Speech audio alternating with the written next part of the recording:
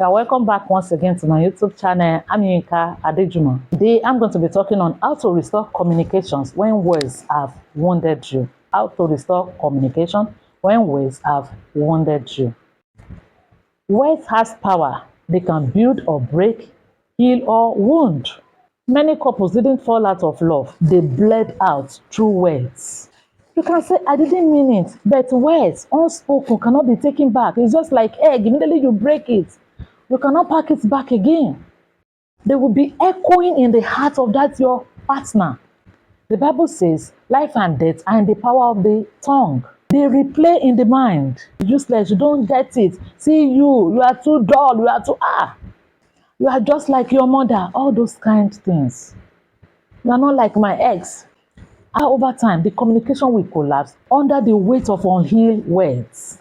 But the good news is, what words broke, God's word can restore. Proverbs 18:21 says, life and death are in the power of the tongue, and those that love it will eat the fruit thereof.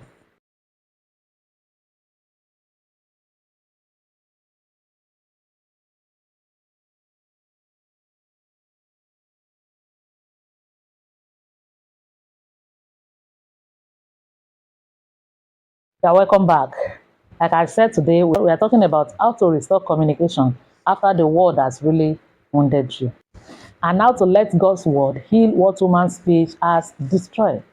The Bible says the tongue is like a fire, powerful and uncontrollable. Words can slice deeper than actions. A slap may sting for a minute, but a cruel word can echo for years. Maybe your partner says something in anger, and that one still burns in your soul. Or maybe you said something you wish you could erase. That is, in relationship, words from the emotional climate.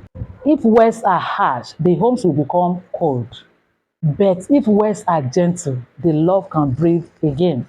Proverbs 15 verse 1 says, a gentle answer turns away wrath, but a harsh word stirs up anger. A harsh word stirs up anger. So when communication is filled with criticism, sarcasm, or contempt, it doesn't just hurt feelings, it damages the connections. And if not healed, silence becomes the new language of the pain. Because when words wounds, the heart retreats. You won't like to stay around anybody that is always talking all manner of evil things to you, killing your self-esteem every now and then. You stop talking, not because you have nothing to say, but you don't feel safe to speak again. You begin to build emotional walls, protecting yourself from pain and also keeping love out. You are now pushing love out small without knowing. Proverbs 12 verse 18 says, reckless words pierce like a sword, but the tongue of the wise brings healing. The tongues of the wise brings healing. Some marriages are not suffering from lack of love. They are suffering from emotional bleeding caused by words. When there is no apology, no acknowledgement, resentment grows, bitterness takes roots, and affection fades. But there is so because the same man that spoke destruction can now speak healing. Because restoration doesn't begin with perfection, it begins with humility. What happens is that when words are wounded, the goal is not just not to talk again, but to restore safety, rebuild trust, and renew the grace. So number one thing that we do is that acknowledge the wound. Don't just move on. Don't pretend as if there is nothing. Your healing will begin when you stop pretending that nothing happened.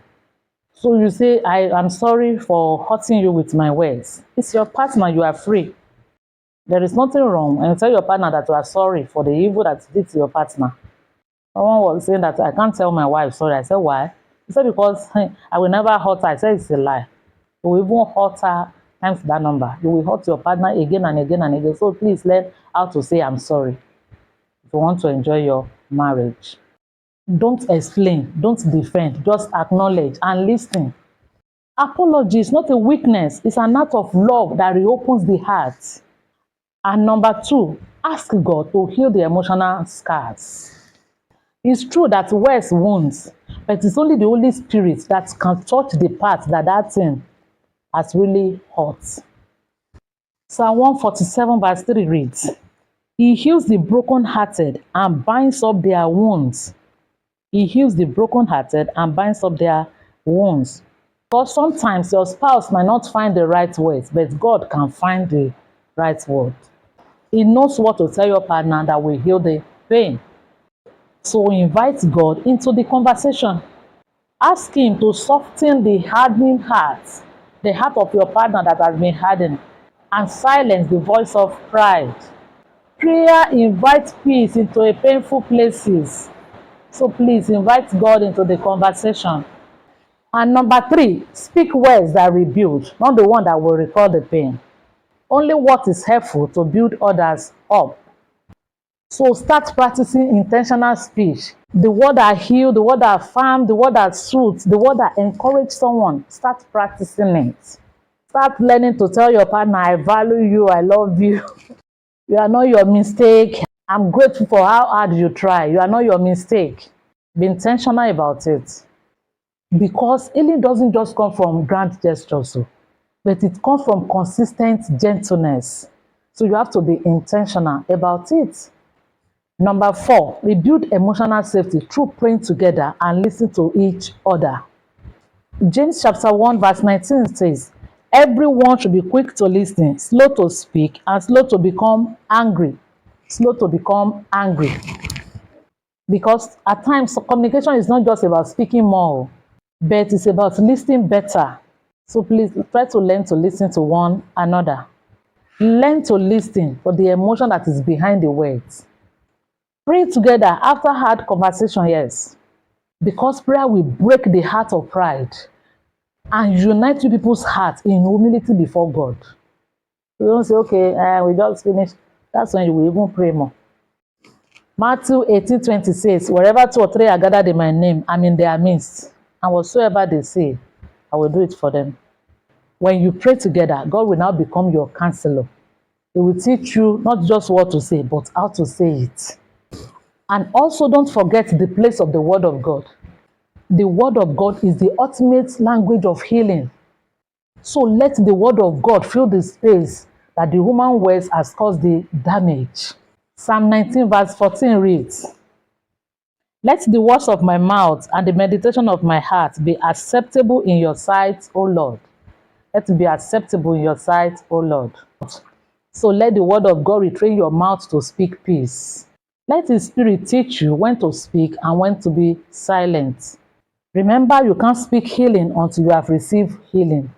So let God restore your own heart before you try to fix your spouse. Colossians 4 verse 6 says, let your speech always be gracious, seasoned with salt, that you may know how you ought to answer each one. So that you will know how to answer everyone. That is, grace-filled speech is the language of restored love. That is how couples build what anger has torn down. I pray that God will heal your wound in the mighty name of Jesus. Let's pray together. Heavenly Father, we bring before you every couple whose hearts have been wounded by words. Lord, we ask for forgiveness for every harsh, careless, or critical word spoken. Heal the brokenhearted. Replace anger with compassion, bitterness with understanding, and silence with peace. Let the words of our mouth bring healing and not harm. Father, restore communication, restore tenderness, and let your Spirit breathe new life into every relationship listening right now. In Jesus' mighty name we have prayed. Amen. Remember, words can either be a weapon or tools of healing. You can't erase the past, but you can write a new story through your words today. I pray God will be with you in the mighty name of Jesus. If you are blessed by this teaching, please like, share, subscribe, and I'm expecting your comments under the video. As you do so, the mighty hands of God will heal everyone in your life, both physically, emotionally, in the mighty name of Jesus. See you at the top. I love you. Shalom.